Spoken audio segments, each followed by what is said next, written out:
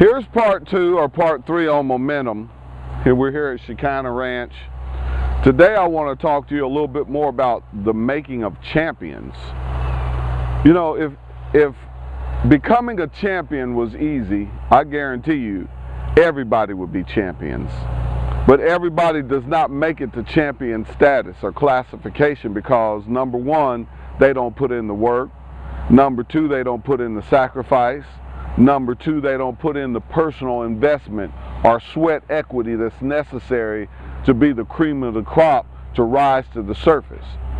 Sometimes in order to hit the mark, you've got to take risk, you've got to have faith in God, and definitely you have to make sure that you minimize mistakes or minimize bad decisions. Now let's be honest with you. Everybody makes bad decisions. Everybody makes mistakes. But the Bible says a righteous man swears to his own hurt and changes not. I am really against and down on quitters. I always tell our people quitting is not an option. And when you quit, you never can realize what God will do. Quit second guessing your decisions.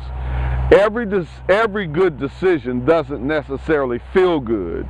Sometimes the decisions that I've had to make, sometimes they hurt, but I knew that it was the right decision to make in order to secure that I was going to stay in godly flow and do what it is that God wanted me to do.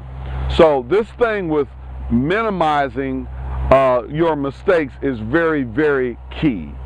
Now, last segment I talked about watching and guarding the people that you allow in your life, but there's a balance to that, because sometimes people that are disenfranchised in their own personal life or have not created the discipline to make quality decisions, sometimes God would want them to enter your life so that they can get fixed, if I could say that, or so that they can learn the principles that's necessary, and then you have a greater impact on another human being. And let me tell you something, when you can impact one person, you've impacted hundreds and maybe even thousands, depending upon what they emerge to do in life. So I want to keep it balanced. Don't just throw everybody out of your life, but at the same time, you have to have some standards and require some accountability.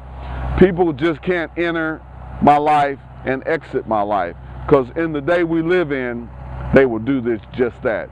So give it some thought, definitely give it some prayer, and make some decisions.